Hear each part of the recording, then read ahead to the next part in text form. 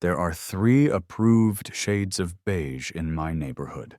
Let me repeat that, just so the sheer, mind-numbing gravity of the statement can sink in.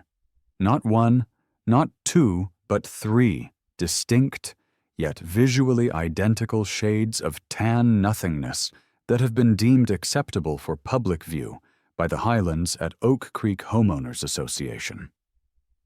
There's subtle wheat, a color that evokes the feeling of a doctor's waiting room. There's gentle fawn, which I suspect is just subtle wheat with a more expensive name. And then there is harvest gold, a color so aggressively bland it could be used as a tranquilizer. My name is Frank, and until 6 months ago I was a project manager for a massive commercial construction firm. I spent 30 years wrangling architects, placating city inspectors, and making sure 1,000-ton steel beams ended up in the right place. I've dealt with union disputes that were more complex than Middle East peace talks and budgets that had more zeros than the population of a small country. I retired early, fantasizing about a life of quiet dignity, where the most stressful decision I'd have to make was what grit of sandpaper to use. My retirement dream had a physical form, a 400-square-foot workshop in my backyard, my sanctuary, my temple of sawdust and solitude. I'd designed it myself, a classic post and beam structure with a vaulted ceiling, north-facing clear-story windows for perfect light, and a reinforced concrete floor that could support a Sherman tank. It was going to have a 220-volt outlet every 6 feet, a sound system that could drown out a jet engine, and a beer fridge dedicated exclusively to craft IPAs. This wasn't just a shed, it was the culmination of a lifetime spent building things for other people. This one was for me. I was standing in the backyard, admiring the freshly poured foundation, the bedrock of my newfound freedom, when my wife, Sarah, brought me a lemonade. She leaned against the deck railing, a wry smile playing on her lips. "You know, for a retired guy, you spend a lot of time looking at concrete," she said, her eyes twinkling. "It's not just concrete, Sarah," I said with the gravity of a man unveiling his magnum opus. "It's the promise of glorious, unapologetic noise. It's the bedrock of freedom. The freedom to use a table saw after 9 p.m. without filling out a formal request." Sarah laughed. "Well, your bedrock of freedom is about to get a visit from the fun police." She nodded towards the side gate. And there she was, Brenda. Brenda was the president, secretary, treasurer, and supreme commander of our HOA. She was a woman in her late 50s who had the posture of a drill sergeant and the soul of a parking meter attendant.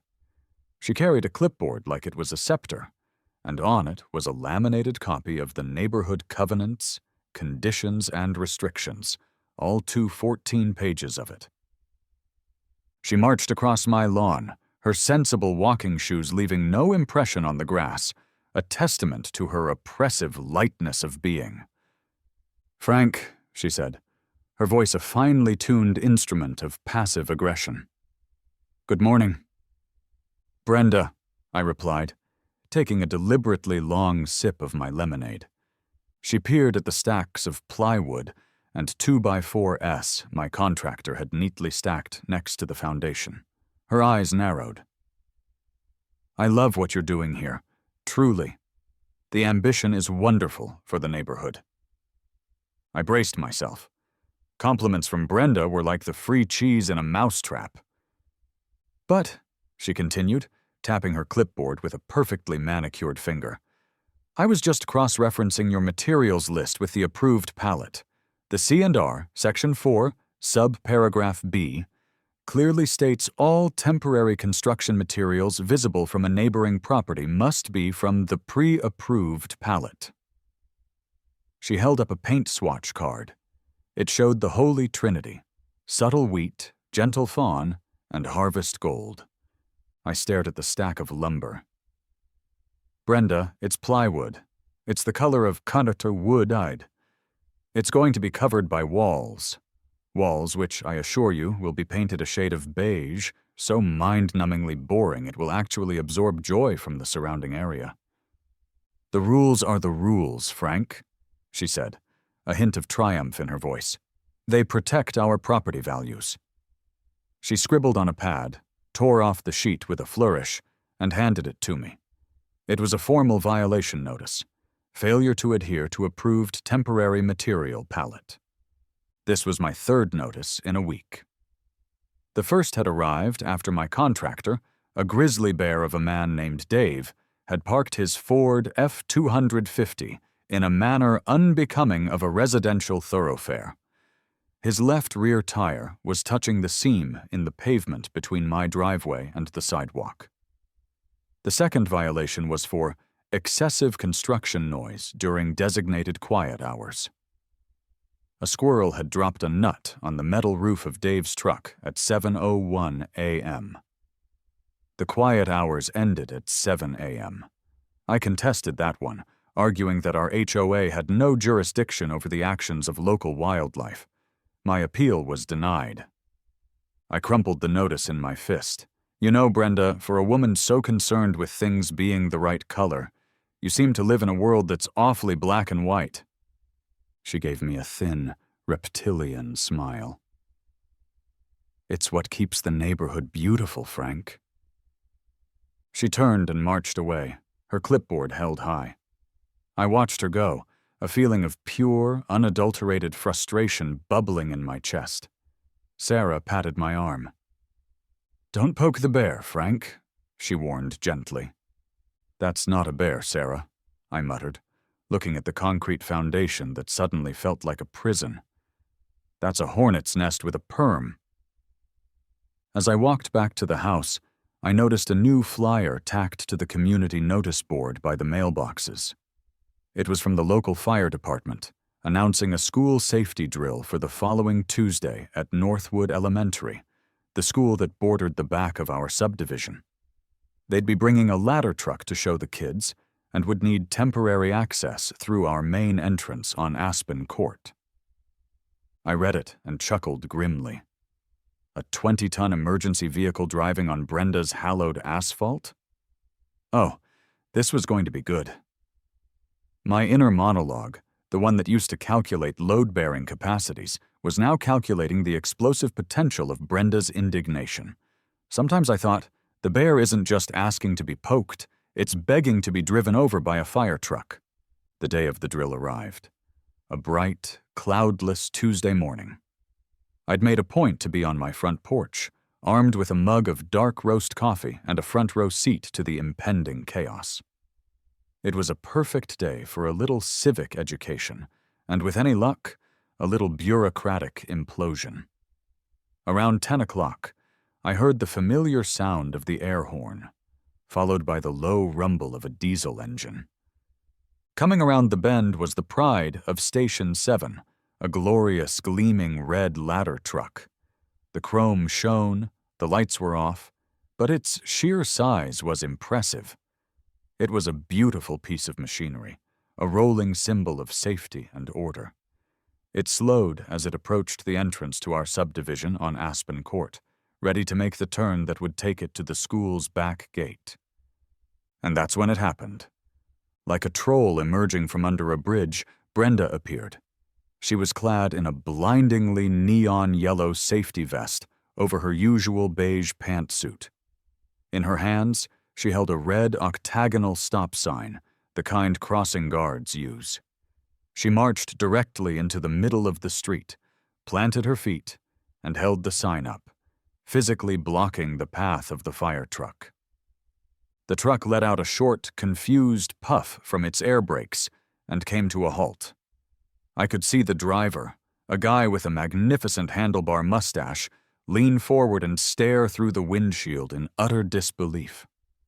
I took a slow, deliberate sip of my coffee. The show was starting.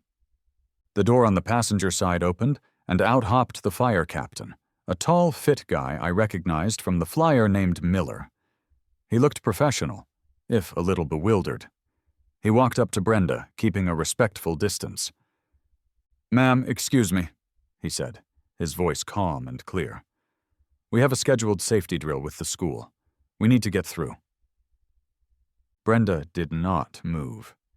She adjusted her grip on the stop sign. "And I," she announced, her voice ringing with the authority of someone who had just found the one rule everyone else had forgotten, "have an HOA bylaw, Section 7, Paragraph D, which explicitly forbids any vehicle weighing over 20,000 pounds from using Aspen Court without a 30-day written petition, a structural impact assessment, and a pavement preservation deposit." Captain Miller blinked. He looked back at his truck, then back at Brenda. "Ma'am, it's a fire truck. We're here to teach kindergartners how to not die in a fire." "The structural integrity of our asphalt is also paramount," Brenda declared, puffing out her chest. "The children are in no actual danger at this moment, therefore the bylaw stands. The load limit is non-negotiable." I could see the veins in Captain Miller's neck start to stand out. He was trying to reason with a brick wall that thought it was a legal scholar. From my porch, I could see the entire student body of Northwood Elementary lined up on the playground, their colorful T-shirts a stark contrast to the beige battlefield Brenda had created. The teachers were trying to keep them occupied, but their stressed expressions were visible even from 100 yards away. My blood pressure, which had been enjoying a peaceful, retired existence, suddenly shot into the red zone. This wasn't just about absurd rules anymore. This was about a woman so drunk on her thimbleful of power that she was holding a fire department hostage to protect a strip of blacktop. That's it. Bear-poking time. Sarah must have seen the tectonic shift in my expression. She stepped out onto the porch. "Frank," she said, her voice a low warning. "Don't." "Frank, yes," I said, pulling out my phone. "Who are you calling?"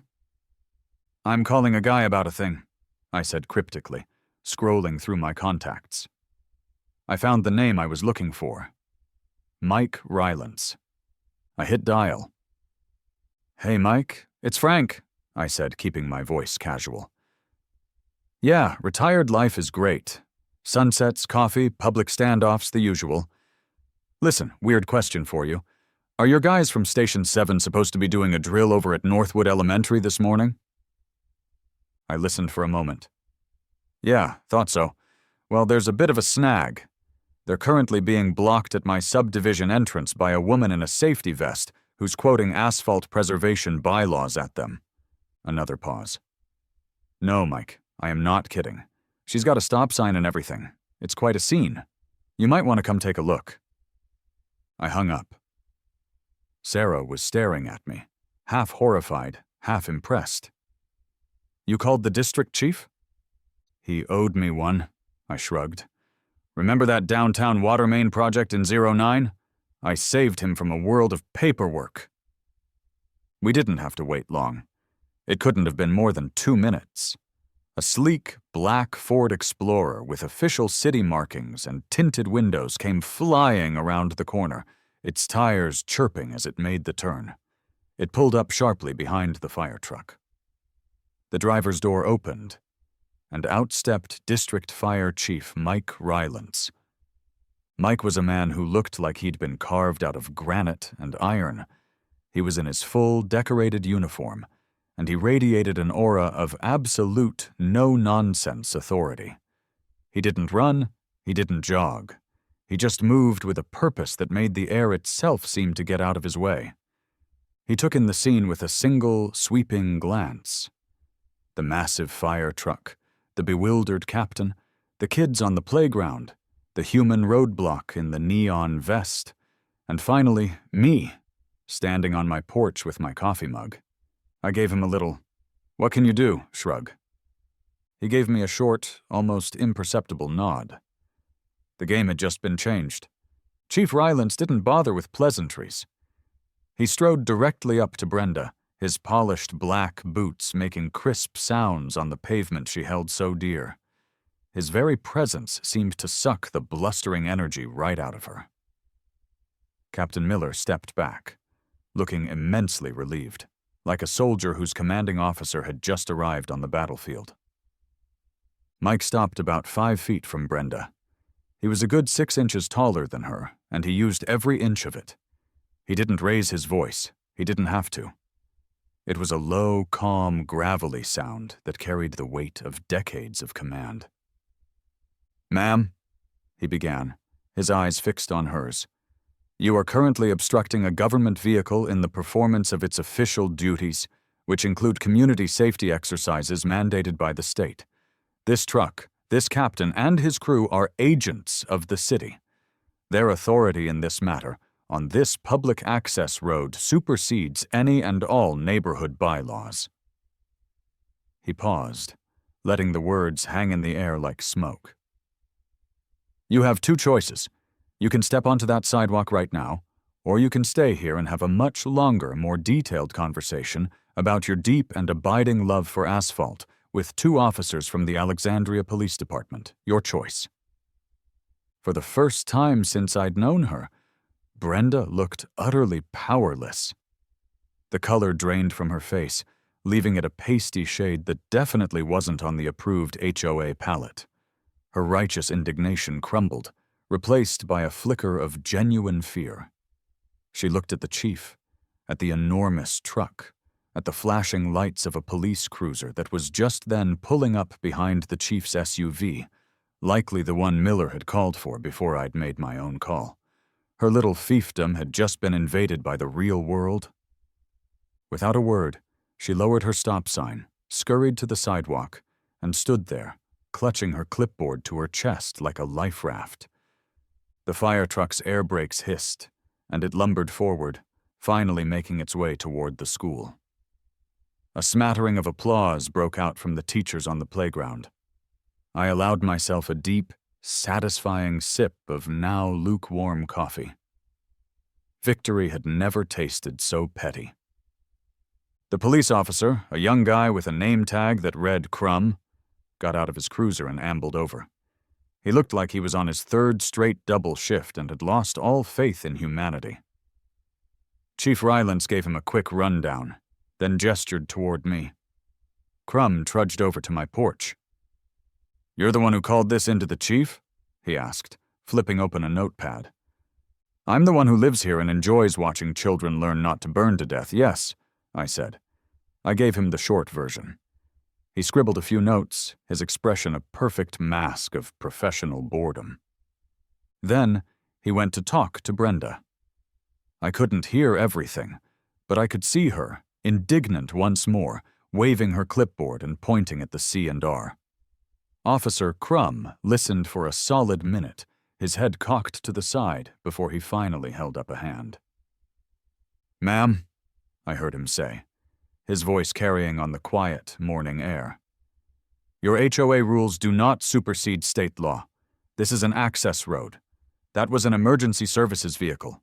You obstructed them. This is not complicated." He handed her a slip of paper.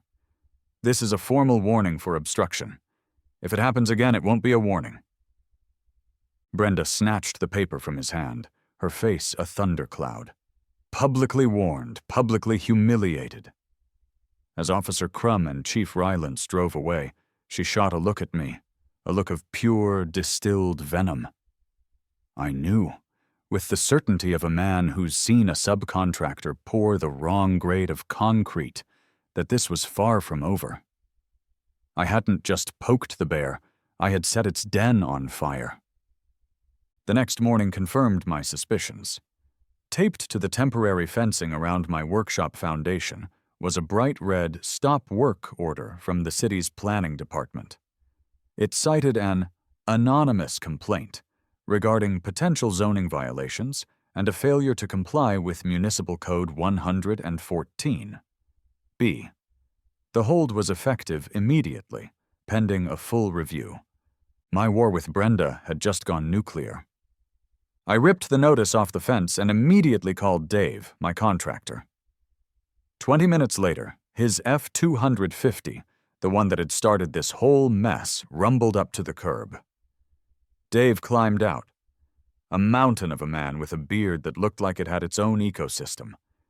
He was cynical, brutally honest, and as loyal as a bloodhound. He was followed by his two-man crew. There was Leo, a kid in his early 20s who looked like he should be at a skate park, but was an absolute wizard with digital permits and online city archives. And then there was Sal, a quiet, wiry man in his 60s who had forgotten more about the building code than the people who wrote it would ever know. I handed the notice to Dave. He read it, his brow furrowing. Section 114.B ? He grunted, scratching his beard. That's the one for commercial structures over 2 stories with public access. Frank, you're building a shed with a nice beer fridge, not a Costco. We convened in what was supposed to be my workshop, using a stack of drywall as a makeshift table. Leo already had his tablet out, his fingers flying across the screen. I've already looked it up, Leo said, not looking up. The complaint is completely baseless. Whoever filed it just picked a random scary-sounding violation.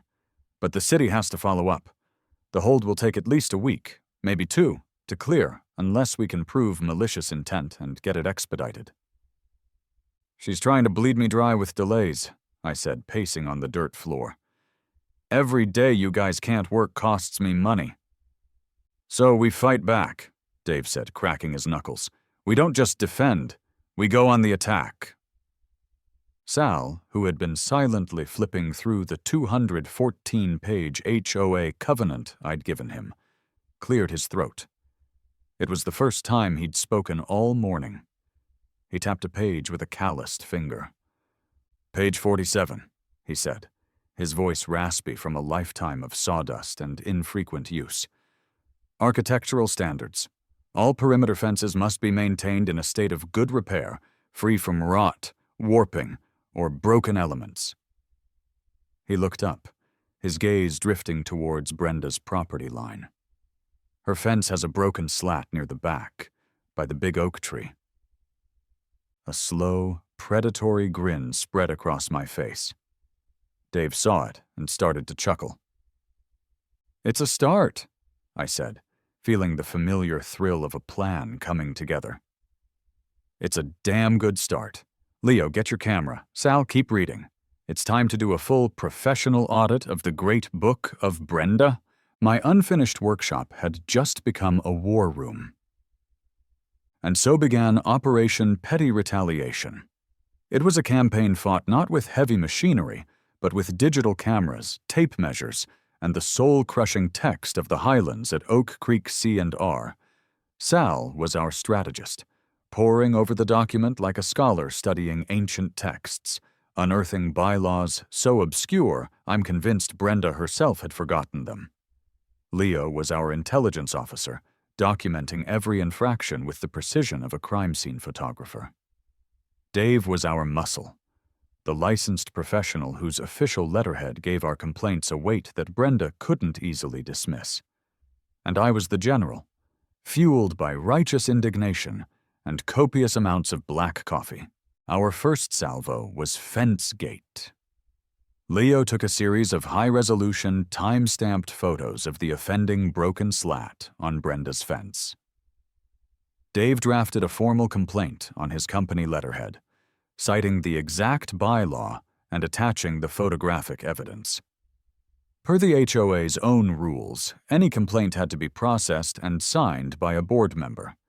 We sent it directly to the HOA treasurer, a timid accountant named Gary who we knew was terrified of Brenda, but even more terrified of procedural violations.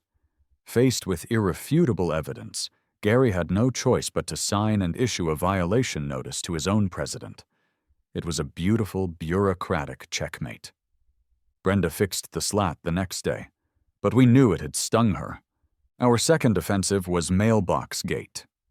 While reading the section on community uniformity, Sal discovered a ludicrously specific rule. All mailboxes must be mounted such that the bottom of the box is exactly 42 inches from the street-level surface.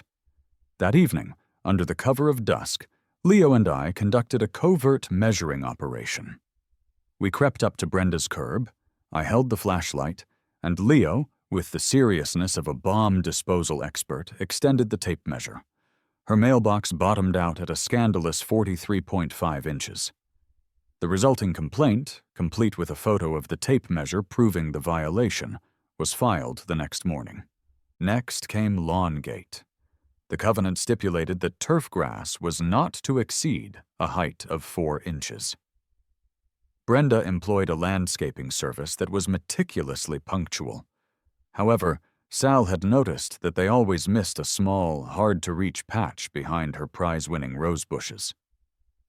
Dave, claiming he was inspecting the grade of the sidewalk for a city project, managed to get a close-up photo, complete with a ruler stuck in the offending patch of fescue, clearly showing blades nearing the 5-inch mark. Another complaint was filed, this time for failure to maintain landscape aesthetics. Brenda was losing her mind. She knew it was us, but our attacks were so precise, so technically correct according to her own Bible of rules, that she couldn't do anything about it. Her rage finally boiled over when she saw Dave near her property line again. She stormed out of her house and called the police, claiming she was being harassed by my contractors. This time when the cruiser pulled up, Officer Crum didn't even bother getting out right away. He just sat there for a moment, head in his hands, before slowly emerging from the car. "Ma'am," he said, his voice scraped clean of all emotion. "What is the problem now?" "He's harassing me," Brenda shrieked, pointing a trembling finger at Dave. "He's taking pictures of my property. It's an invasion of my privacy." Crum looked at Dave, who simply held up his phone showing a picture of the public sidewalk. "I'm documenting potential municipal code violations as a concerned citizen, officer. Specifically, the water runoff from her downspout, which appears to be creating a public slip hazard."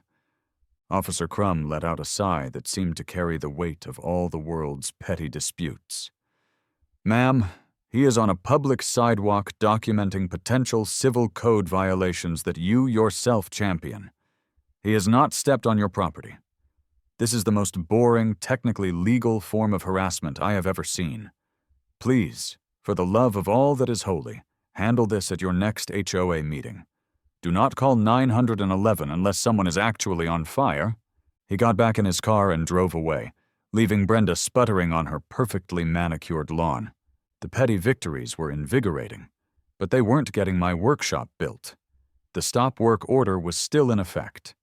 I knew we needed something bigger, a silver bullet. That's when I turned Leo loose on the HOA's finances. As homeowners, we were entitled to see the quarterly budget reports.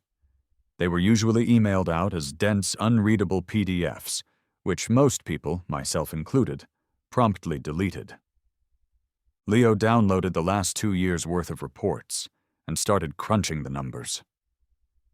For a day, the only sound from his corner of the workshop in progress was the quiet tapping of keys. Then, I heard him whistle. "Hey, Frank, Dave, you guys should see this," he said, turning his tablet around. On the screen was a spreadsheet he'd created. He pointed to a recurring line item under grounds maintenance. There were large quarterly payments, $3,750 every 3 months to be exact, made out to a company called Tranquil Gardens LLC. 15 grand a year for landscaping, Dave grumbled. "For what? They just mow the grass at the entrance and trim the bushes twice a year. That's a 5 grand job, tops." "That's what I thought," Leo said, a sly grin spreading across his face.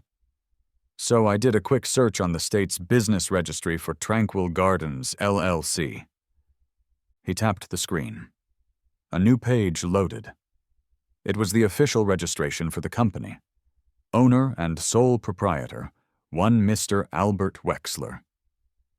"Doesn't ring a bell," I said. "It didn't for me either," Leo said, "until I searched Brenda's name on social media and found her sister's profile. Guess what her husband's name is?" It was our smoking gun. Brenda was funneling $15,000 of HOA money every year to her brother-in-law's company for a job that was worth a third of that.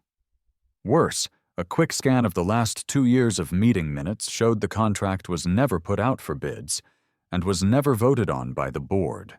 a clear and flagrant violation of the HOA Charter's section on financial transparency and conflicts of interest.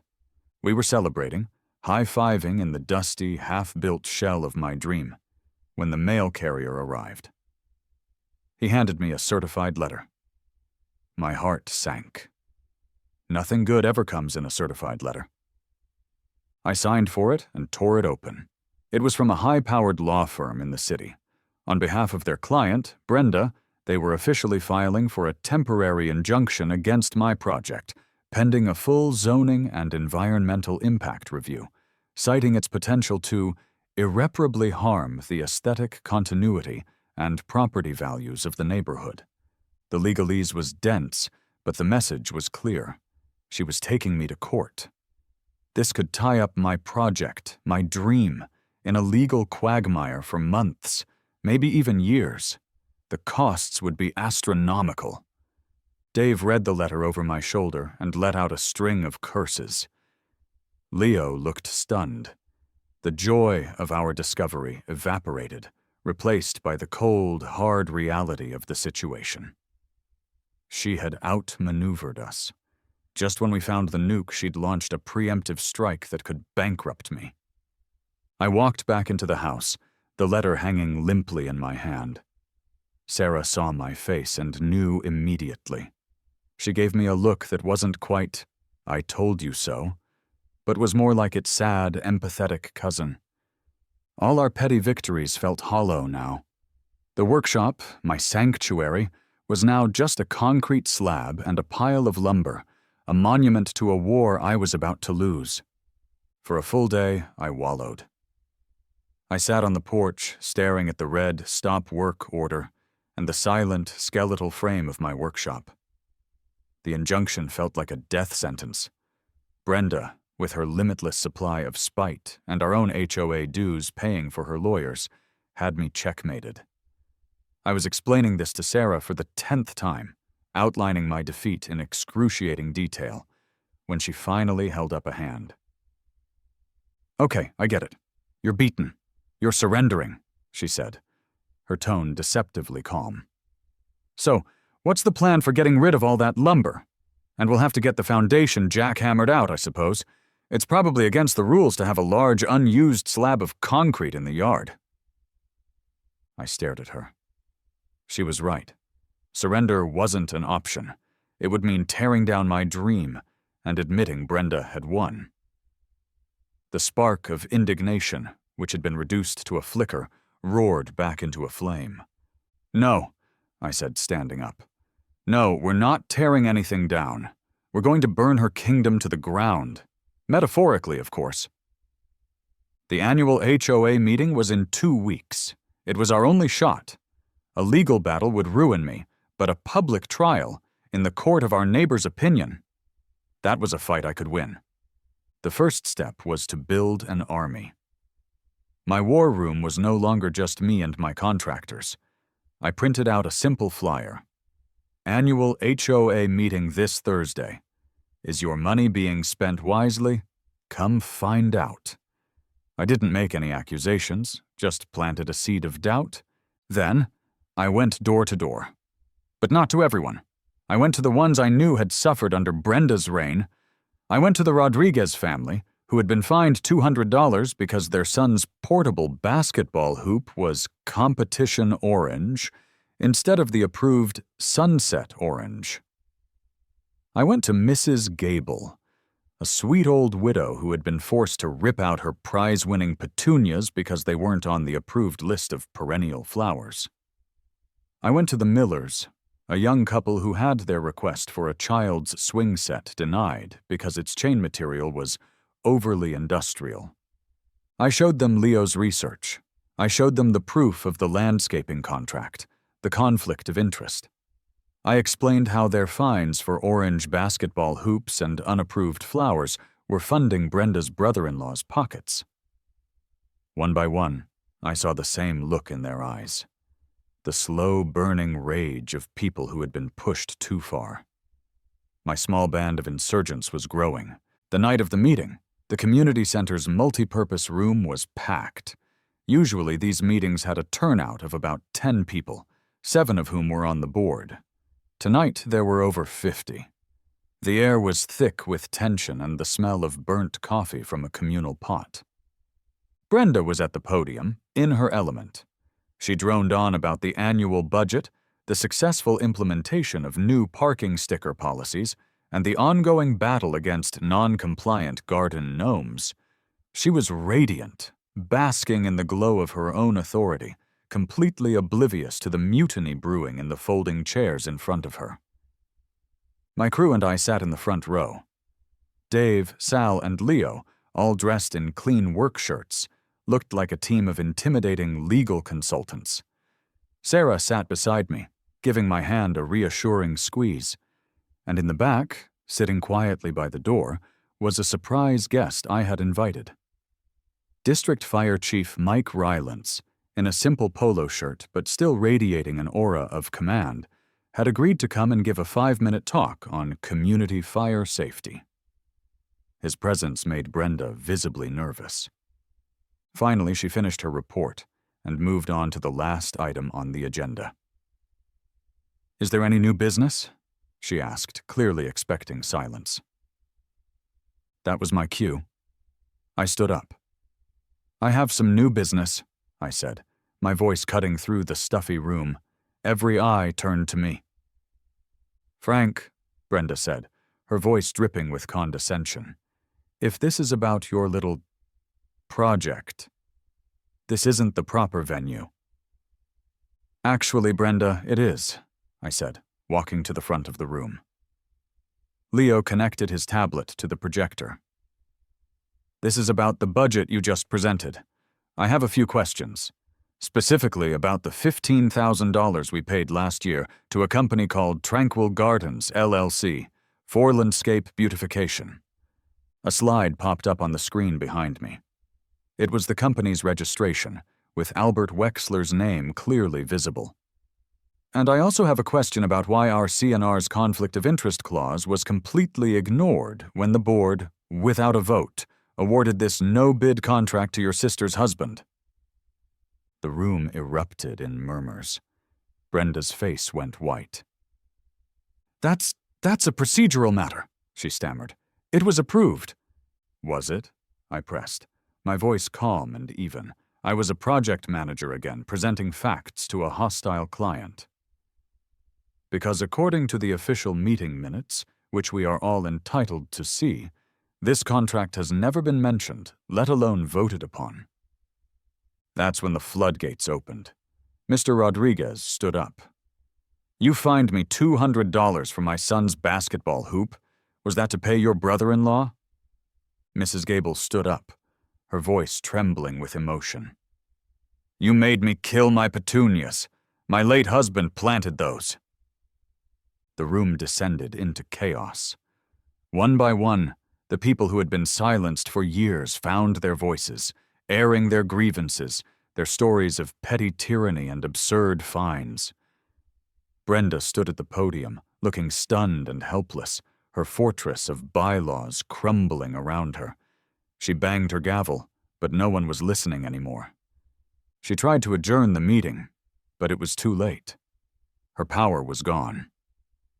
Then, a calm, authoritative voice came from the back of the room. Chief Ryland stood up. Everyone fell silent. "Folks," he said, walking slowly towards the front, "I just came to talk for a few minutes about making sure your fire extinguishers are up to code, but it seems like you've got a different kind of fire to put out." He looked around the room, making eye contact with several people, before his gaze settled on Brenda. "All I'll say is this," he continued. "Rules are meant to protect a community. They're meant to be a framework that everyone agrees on to live together safely and respectfully. They are not meant to be used as a weapon by one person to bully their neighbors. A community that communicates, that works together, is a safe one. And from what I've heard tonight, it seems like communication in this neighborhood has been a one-way street for a very long time." He didn't need to say another word. The timid treasurer, Gary, emboldened by the crowd, stood up. I'd like to call for a vote," he said, his voice shaky but determined, a vote of no confidence in our current HOA president. The motion was seconded immediately.